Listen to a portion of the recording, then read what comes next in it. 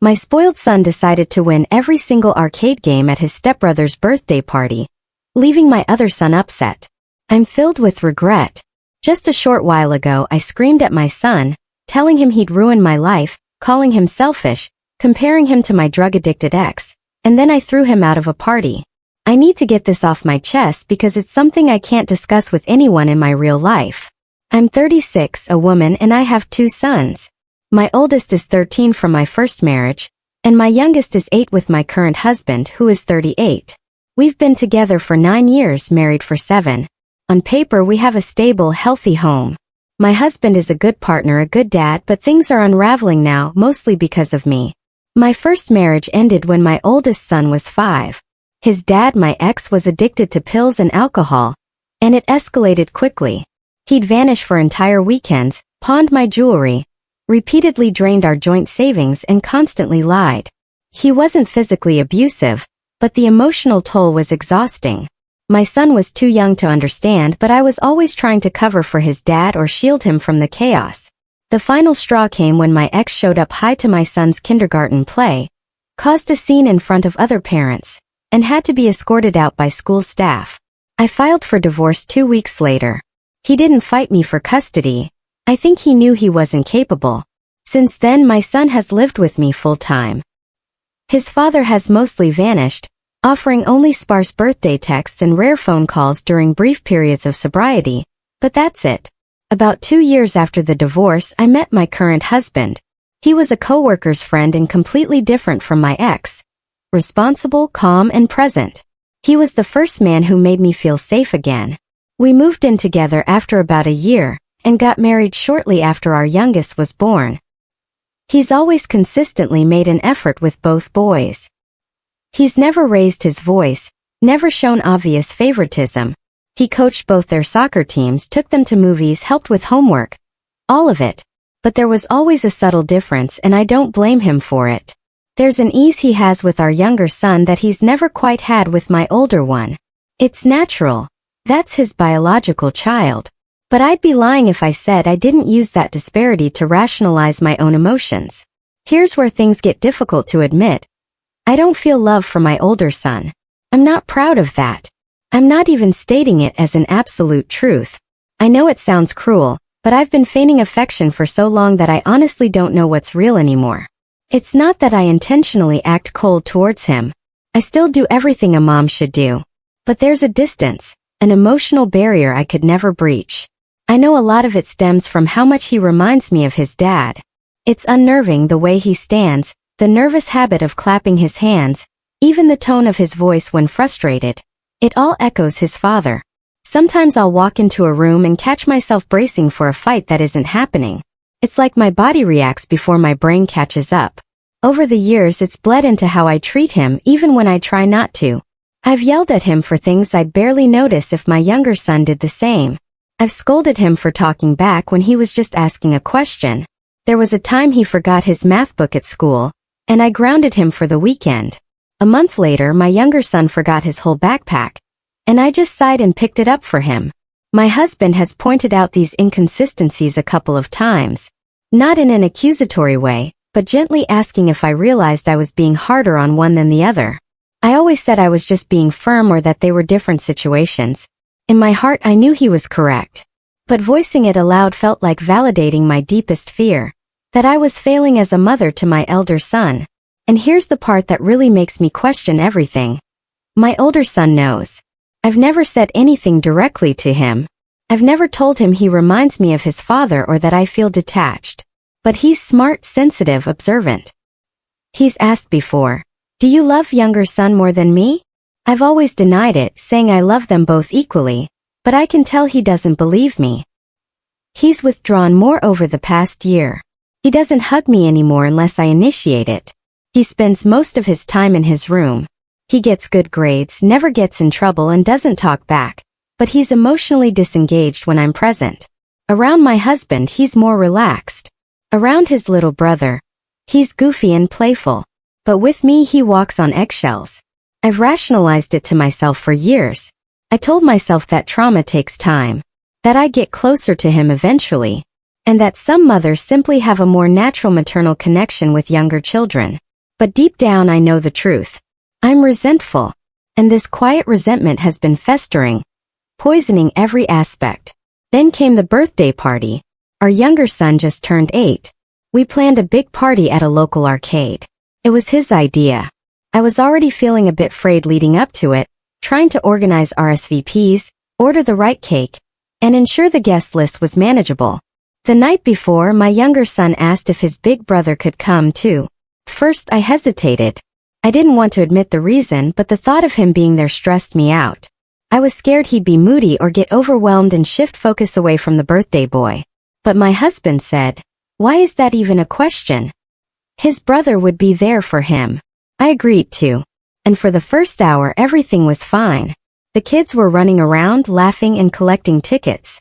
Even my older son seemed genuinely happy playing air hockey, helping his little brother reach tokens, and even winning him a stuffed animal. But then I saw the birthday boy sitting alone in a booth pouting. I walked over and asked what was wrong. He said, "I don't want to play anymore. Older brother wins all the games. It's not fun when I lose every time."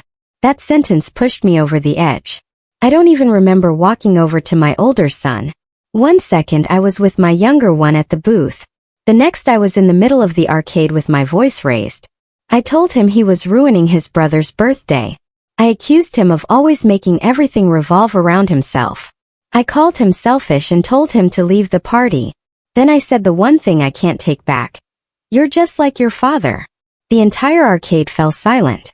The games, the children's chatter, even the music, it all ceased. My older son's face went blank. He turned and walked towards the exit. My husband stood up so fast his chair tipped over. He didn't even look at me. He just followed our son. They were gone about 15 minutes. When they came back, my younger son was smiling again, eating pizza. My older son sat in a corner with his arms crossed and didn't touch another game. He barely spoke. My husband didn't sit near me. I stayed with the guests, trying to act normal, but my stomach was in knots. At the end of the party, my husband took the kids to the car while I managed the leftover cake and settled the bill. That night, after the boys were asleep, my husband confronted me.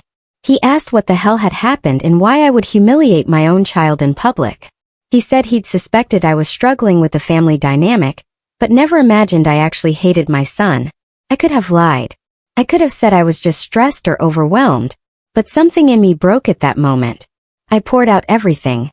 How I didn't feel a connection with my older son, that I'd been feigning affection for years, that he was too much like my ex, and I was utterly drained from the pretense. "I'm not choosing this," I confessed. "It just is." My husband stared at me for a long time. Then he asked, "So if we got divorced, would you hate younger son, too?" I tried to explain it was different. He didn't believe me. He said I was evil. He said he couldn't comprehend how a mother could harbor such animosity toward her own child for something that isn't even his fault.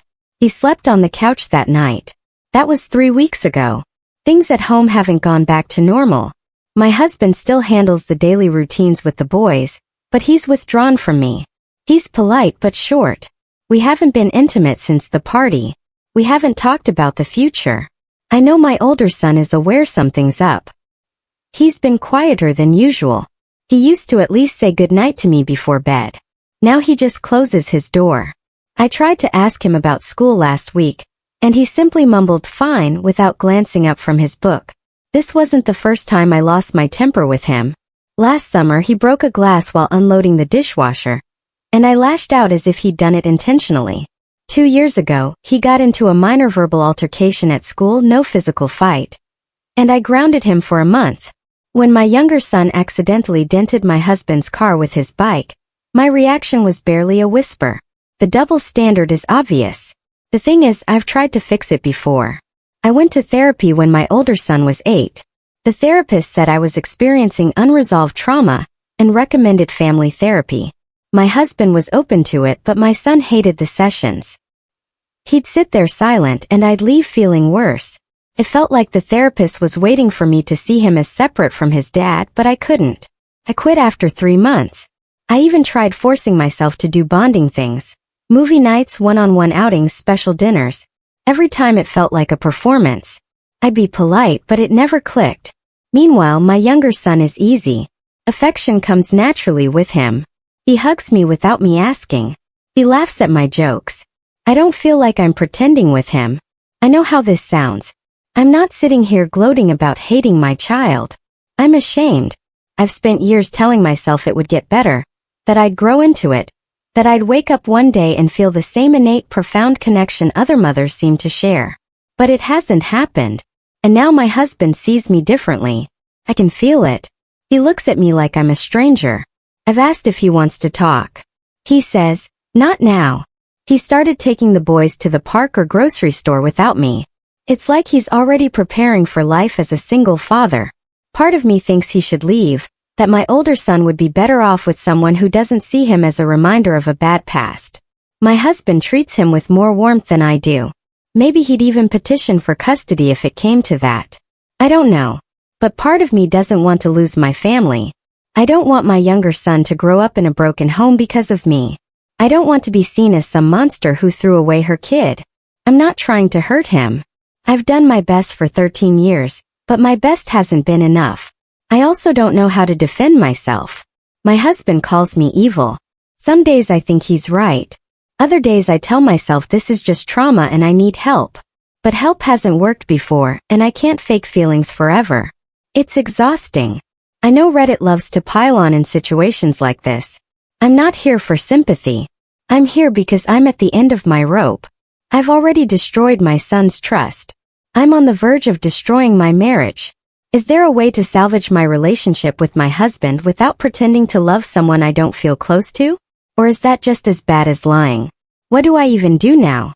Comments, good lord. Yes, you're the absolute jerk here. Massively so. You're not just emotionally distant. You've actively abused your older son for years and dressed it up as unresolved trauma. You think your ex being a shitty addict gives you a free pass to treat your child like he's the one who screwed you over? He didn't ask to look like his dad. He didn't ask to be born into your mess. But you've made him pay for it every single day. And let's be real, you knew this was building. You saw the favoritism. You even admit your younger son gets passes for everything while the older one walks on eggshells. What kills me is that he knows. He's 13 and already emotionally shut down around you. You've trained him to expect rejection from his own mother. That kind of damage sticks for life. Your husband should leave you. And if he does, he should take both kids. At least then your older son might have a chance at healing. Because right now, you're not just a bad mom. You're an emotionally dangerous one. Yes, you're the jerk. Not because you're struggling with trauma, but because you've weaponized that trauma and never sought real help when you had the chance. You had therapy. You had support. You had a partner willing to be there for all of you. But instead of confronting your resentment early, you dwelled in it. And worse, you built a home where your younger son is being taught on a subconscious level that he's better than his brother. That's not just harmful to the older one. That messes up both kids. Your younger son will eventually see the pattern. He'll look back and realize his brother was treated like a shadow for years. That'll mess with his head too. Either he'll start emulating you, or he'll resent you for hurting someone he loves. As for your older son, he's 13. He's already learned to self-isolate, to suppress his emotions, and to anticipate rejection. Kids like that often grow into adults who feel fundamentally unworthy of love. I'm speaking from personal experience here. My mother treated me as if I were the ghost of my father, and I spent my 20s trying to prove I deserved to exist. You need intensive therapy solo, not family. You also need to recede and allow your husband to lead the parenting for a while. If there's any chance of redemption here, it starts with shutting up and listening, especially to your son, even if it's painful. I won't label you as evil, but I must state this. Your actions cause profound, lasting damage. And whether you meant to or not, you hurt your son in a way that will stay with him. That said, I don't think you're an A*** hole. I think you're a woman who's been drowning in unresolved trauma for over a decade, never learning to surface. But here's the thing. Your suffering doesn't negate your son's. He's not a symbol of your ex. He's a real kid. He needs love, safety, and affection. And you've made him feel like a burden his whole life. That moment at the arcade wasn't a one-time slip. It was the tip of the iceberg. I believe you when you say you've tried. I believe you when you say you didn't choose to feel this way. But now that it's out in the open, you do get to choose what happens next. That means taking ownership of the damage. That means therapy, not to force you to pretend but to deal with the root of your trauma for real this time. And your husband, he's not wrong to be horrified, but he's also still in the house. He hasn't left. That means there's still something to fight for if you're ready to do the work and stop prioritizing your pain above your child's well-being. Update: hi again. I didn't think I'd be back so soon, but a lot has happened since my last post. This isn't the outcome I wanted, but I know people here ask for an update, and maybe writing it out will help me see things clearly. After the birthday incident, the house became tense. My husband barely spoke to me except for logistical matters like bills, school pickups, and dinner. My older son didn't speak to me at all. He'd come home, go to his room, and only come out to eat. My younger son still hugged me, but his energy changed. He wasn't as bubbly, and he asked a lot of questions like, "Why is older brother sad? And why don't you come to the park with us anymore?" I kept telling myself it would blow over if I just gave everyone space. That proved to be wishful thinking. 2 weeks ago, my husband sat me down and said, "This isn't working." He said he couldn't live in a house where his sons were enduring emotional punishment daily. He told me he was taking both boys to stay with his sister for a while. He said he wouldn't bar me from seeing them, but that he needed to protect them, especially the older one. I panicked. My first reaction was defensive. I told him if my older son made him so miserable, maybe he should live with one of my ex's relatives. I suggested sending my child to live with his father's side of the family. My ex's sister had offered once, years ago, to take him in if things ever got bad. She's a nice woman, but she's barely present in his life and lives in another state. In my head, it sounded like a way to give everyone space. My husband shut that down immediately. He said, "He's not the problem here. You are." He told me if my son asked to go live with someone else, he wouldn't stop him, but he wasn't going to push him out like luggage. He said the boy deserves stability, not to be passed off because his mom can't handle her feelings. That was the moment it really hit me how far I'd gone. I wasn't just detached. I was trying to expel my child from my life, cloaked in the guise of practicality. They left that same weekend. My husband took both boys and moved into his sister's guest room. He said it's temporary, but he didn't give a timeline. The first night alone in the house was brutal. It was silent. I sat on the couch with the TV on and couldn't even follow what was playing. I walked into my older son's room, and it hit me how sparse it was. He's never been a kid who collects stuff. But seeing his empty desk chair made my stomach drop. That night I didn't sleep. I just kept replaying everything. Every time I'd snapped at him for minor things, every time he tried to show me something from school and I brushed him off, the birthday party played in a loop in my head. A lot of people in the comments of my original post asked why I resent my ex so much and why I can't separate my son from his father. I've been asking myself the same thing these past few days. Part of it is obvious: my ex's addiction, the chaos, the betrayal. But if I'm being brutally honest, a big part of it is shame. I stayed with that man for years while he was lying, stealing, and disappearing. I let my son grow up in that environment until he was 5.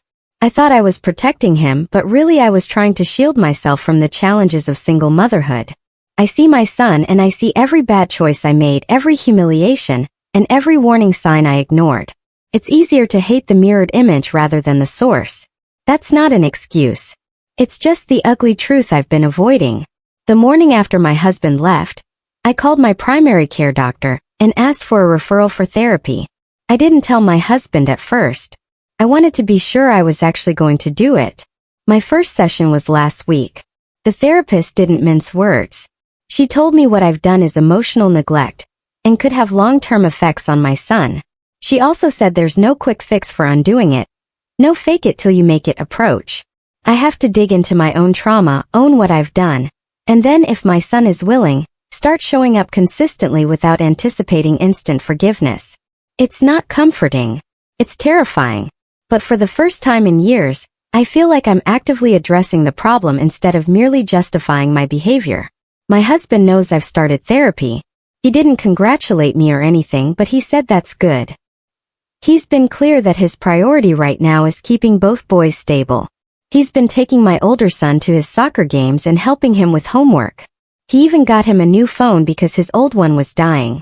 My younger son has been calling me at night, but the conversations are short. He asks when I'm coming to play with them. I don't know what to say. I asked my husband if I could visit. He said yes, but only supervised at first and only if my older son is okay with it. He said he's not going to force him. That was another gut punch, to have to ask permission to see my own child and know it's justified. I also realized something about the younger one. He's been perceiving everything. He asked his dad last week, "Why doesn't mom like older brother?" My husband didn't tell me how he answered, but just hearing that question secondhand was like a knife. I thought I was protecting the younger one from the tension. I wasn't. I was teaching him a hierarchy. I'm not writing this to get pats on the back for finally doing therapy. I know I've done real harm. I know an apology won't fix it. I also know my marriage may be over. My husband hasn't said the word divorce yet, but the distance is obvious. If he leaves, I won't fight him for custody. Right now, he's the safer parent. That's hard to admit, but it's true. My goal now isn't to get my old life back. It's to stop making things worse. I don't know if my older son will ever trust me again. I don't know if my husband will ever see me as the partner he thought he married. But I'm going to therapy. I'm not deflecting. And I'm not pushing my son off onto anyone else anymore. I'll update again if anything changes. For now, I'm just grappling with the consequences of my own making. Update: it's been 8 months since my last update. I kept hoping things would turn around, but they didn't. This will be my last post because I don't have anything left to fight for. After my husband took the kids to his sister's, I started therapy. I went twice a week for months. I actually delved into my trauma rather than employing it as a shield. I cried. I owned what I'd done. I even wrote letters to my older son that I never sent because the therapist said an apology letter without action would just place the onus on him to console me. I kept showing up, thinking if I did the work my husband would see it and we'd rebuild. He didn't. He filed for divorce 3 months after leaving. There was no big blow-up, no dramatic scene. He just served the papers. His attorney sent me a proposed settlement. It was so generous it felt almost insulting. He left me the house, a big chunk of his retirement account, and joint legal custody of our younger son. He could have fought for the house. His income paid most of the mortgage, but he didn't. He said he wanted stability for the boys, and that meant keeping them in the home they knew. It's everything I thought I wanted on paper. But I don't want any of it. I wanted them. I wanted my family whole. During the divorce process, my older son asked to live with his aunt, my ex's sister, full-time. He told my husband directly. My husband asked me what I thought. First I said no. I told him our son needed stability and that we should keep him here. But my husband let him choose. So now my older son lives with his aunt in another state. She's a good woman. She sends me photos sometimes out of politeness, but he doesn't respond to my texts. On his birthday I called and he didn't pick up. I tried. I drove out to see him once. He came to the door, looked me dead in the eyes and said, "Why are you here?" I tried to convey that I'd changed, that I was in therapy, that the anger had dissipated. He stood there and then said, "I don't care," and walked back inside. I sat in my car for an hour and then drove home. My younger son is still with me part of the week. Shared custody, but the light within him has dimmed too. He's still sweet but quieter. When he's with me, he asks about his dad constantly.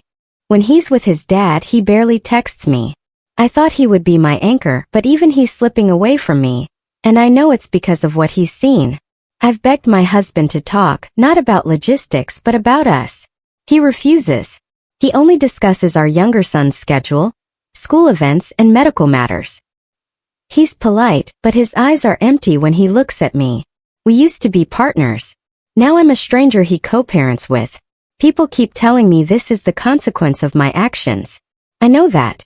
I don't need it spelled out, but it's surreal to realize you've become the bad guy in your own life. And no one is interested in your redemption arc. I blame myself, but I also find myself blaming them too. Not because they did anything wrong, but because they refuse to even attempt understanding.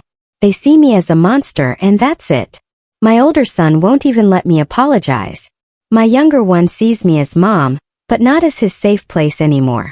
My husband treats me like an administrative task. Everyone says kids are resilient. Maybe they are. But my older son doesn't smile in the pictures his aunt sends. He appears to be trying to shrink himself even in a crowd. I did that to him. I know I did. And now I can't undo it. My therapist says to keep showing up for my younger son. I do. I make his meals, help with homework, and take him to soccer practice.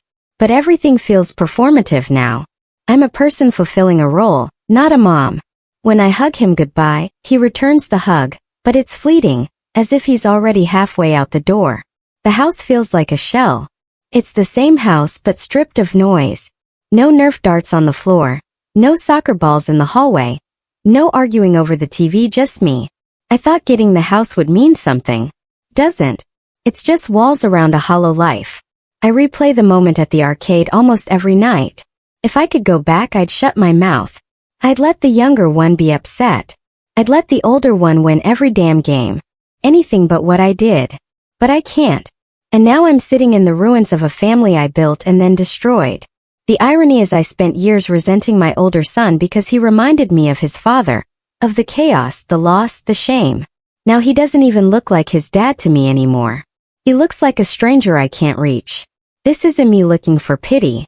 I know what I am in this story. I know people will say I deserve it. Maybe I do.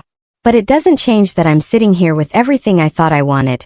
Financial security, the house, freedom from what I once convinced myself my son was, and I've never felt emptier. My husband won't take my calls unless it's about our younger son. My older son won't take my calls at all. My younger son is drifting. I've been left behind by everyone I loved, and I built the cage myself. I don't know what's next. I go to therapy. I work. I take care of my younger son when he's with me. Then the house goes quiet again. People say time heals, but time doesn't heal what you never stopped cutting. I guess this is what it means to lose everything. My fiancé got scammed, lost all of our savings in the house, lied to me, and now claims I'm victim blaming him. My fiancé was selling his old mountain bike online. Someone messaged him with an offer, saying they would send the funds in advance and have their cousin pick up the bike the next day. For context, I had promised my fiancé he would only accept in-person pickup with cash in hand. In Canada, the primary and safest way of transferring funds is done through your bank. It's tied to your bank account. You can only transfer what you have in your account, and there's a daily limit. It's also tied to your identity. My fiancé told the buyer he would accept a transfer. This is where the scam started. The buyer sent it, but accidentally added an extra zero to the amount. My fiancé told the buyer he would transfer it back since it was a mistake. The buyer claimed he got locked out of his bank due to the error with the previous transfer, so my fiancé should transfer it to the buyer's cousin's account. My fiancé did that. I have no idea why my fiancé sent back the whole amount instead of just the extra less the payment for the bike. The buyer sent another transfer, and the same thing happened. Then the buyer asked my fiancé to use a different application, one beginning with a P, since he was still locked out of his bank account. He sent it to my fiancé, but again he added an extra zero to the amount and also doubled it. Again my fiancé sent back the funds. The buyer then asked if my fiancé would take a check.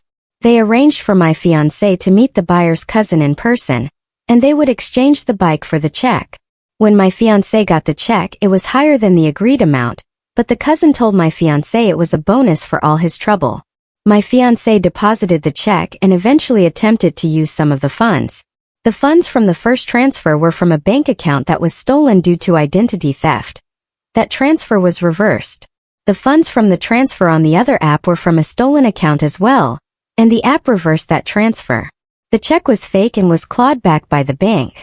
All this was in addition to the transfers my fiancé made to reimburse the scammer. Our entire savings account is gone.